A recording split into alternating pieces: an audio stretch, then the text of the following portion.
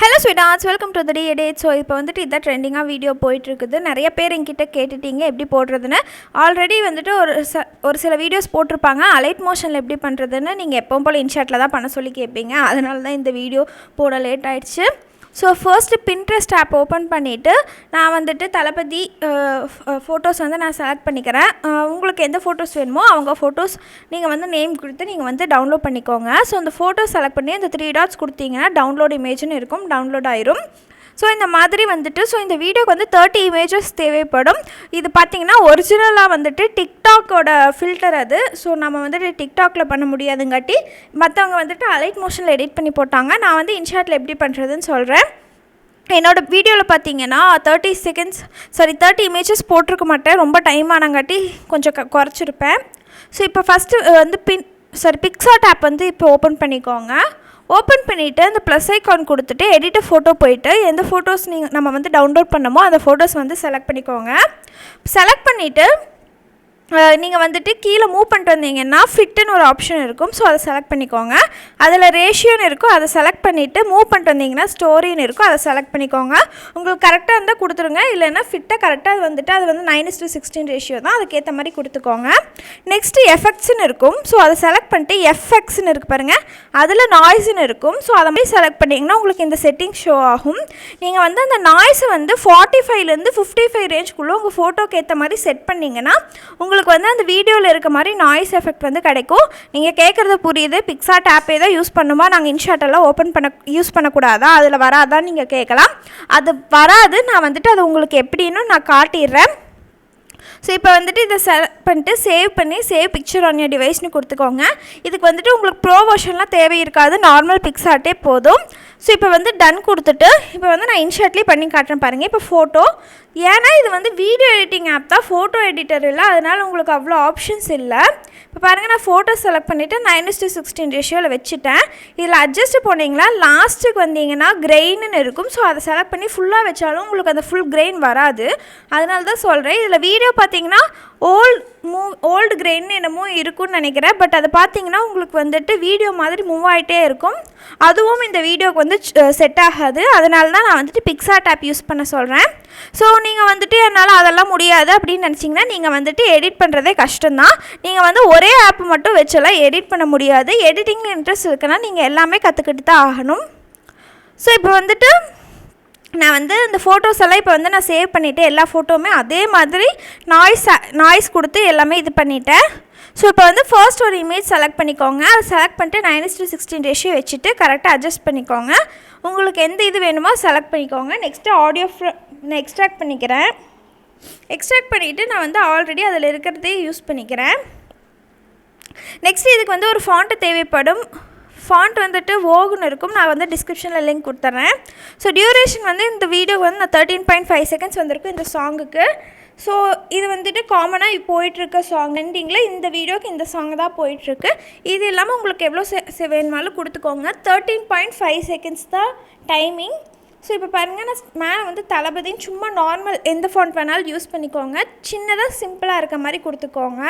So இந்த மாதிரி எதுவுமே வேண்டாம், அதனால தான் உங்களுக்கு தனித்தனியாக காட்டுறேன். இப்போ வந்துட்டு சிம்பிளாக இந்த மாதிரி கொடுத்துக்கோங்க. கொடுத்ததுக்கப்புறம் இது வந்துட்டு நான் 6.5 செகண்ட்ஸ் வரல கொடுத்துக்கோங்க. ஏன்னா 6.5 செகண்ட்ஸ்க்கு அப்புறம் நம்ம வந்து இமேஜஸ் ஆட் பண்ண ஆரம்பிப்போம். ஸோ நெக்ஸ்ட்டு டெக்ஸ்ட் ஆட் பண்ணிட்டு விஜய்னு கொடுத்துக்கலாம்.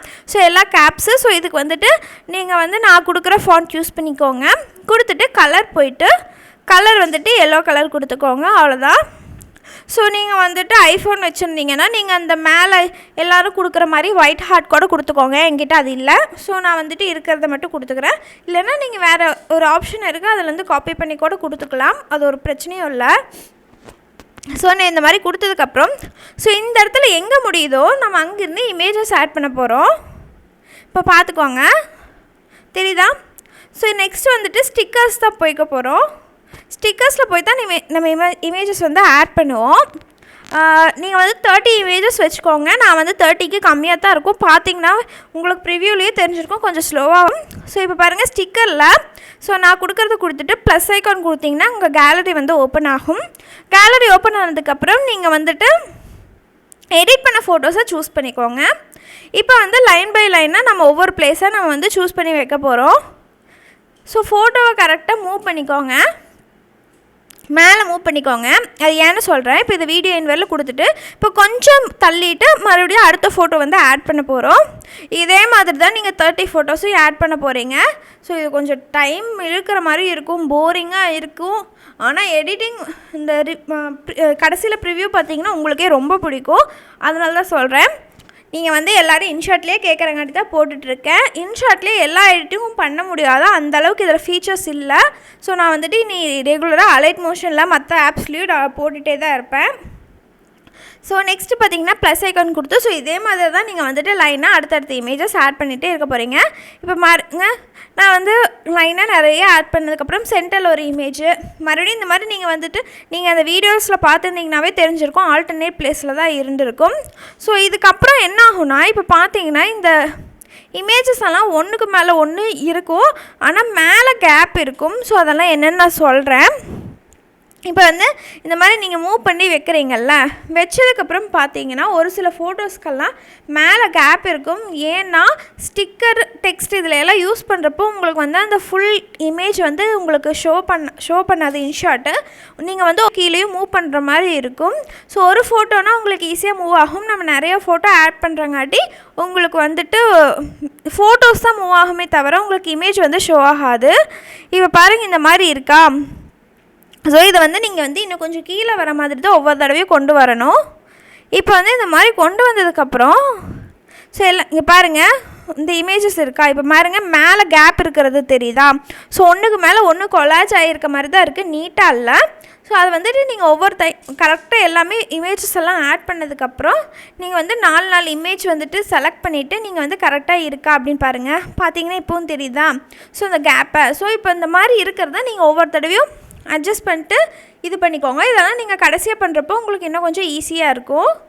இப்போ பாருங்கள், ஸ்டிக்கரில் வந்து தான் நீங்கள் ஒவ்வொரு தடவையும் மூவ் பண்ணுற மாதிரி இருக்கும். உங்களால் டேரெக்டாக வெளியே இருந்து மூவ் பண்ண முடியாது. இந்த மாதிரி எல்லாமே நீங்கள் வந்து எடிட் பண்ணதுக்கப்புறம் நீங்கள் வந்து இன்னும் ஒரு விஷயம் மட்டும் பண்ணால் போதும். அது என்னென்னா, ஒவ்வொரு இமேஜும் நீங்கள் வந்து தனித்தனியாக கிளிக் பண்ண போகிறோம் ஸ்டார்டிங்லேருந்து. ஏன்னா நீங்கள் வந்து ஃபஸ்ட்டு இருக்க இமேஜ் கிளிக் பண்ணியிருந்தீங்கன்னா கடைசிலையும் அதுதான் ஃபர்ஸ்ட்டாக ஷோ ஆகும். தெரியுதா உங்களுக்கு அந்த பேக் சைடெல்லாம் அந்த இமேஜ் அப்படியே இருக்குது. அதுக்காகத்தான் நம்ம வந்துட்டு ஃபர்ஸ்ட்லேருந்து ஷோ பண்ணுற மாதிரி இது பண்ண போகிறோம். ஸோ நீங்கள் ஒவ்வொரு ஸ்டிக்கரில் போய்ட்டு ஒவ்வொரு இமேஜாக ஸ்டார்டிங்லேருந்து லைன் பை லைனாக டச் பண்ணிட்டு வாங்க இந்த மாதிரி. அப்போ வந்து ஒன்றுக்கு மேலே ஒன்று கரெக்டாக வந்துடும். ஸோ இந்த மாதிரி பண்ணிங்கனாவே போதும். அவ்வளோதான், நம்ம வீடியோ வந்து ரெடி ஆகிடுச்சு. நான் சொன்ன மாதிரி நான் வந்து 30 இமேஜஸ் யூஸ் பண்ணலாம். உங்களுக்கு பார்த்தீங்கன்னாவே அந்த வீடியோக்கு இந்த வீடியோக்கு டிஃப்ரென்ஸ் தெரியும். பிகாஸ் இது வந்து ஒரு டிக்டாக் எஃபெக்ட் நம்ம ஊரில் பேன் பண்ணங்காட்டி என்னால் பண்ண முடியல. கேப்கட் லிங்க்கும் என்கிட்ட இல்லை. கேப்கட் லிங்க் யூஸ் பண்ணாலும் அது வந்துட்டு கீழே வந்து இது காட்டுது, அது பேரை காட்டுது. ஒரு சிலருக்கு அதுவும் வேணான்னு நீங்கள் சொல்லுவீங்க. அதனால தான். ஸோ உங்களுக்கு இந்த வீடியோ பிடிச்சிருந்தா மறக்காமல் லைக் பண்ணுங்கள், ஷேர் பண்ணுங்கள், கமெண்ட் பண்ணுங்கள். பாய்.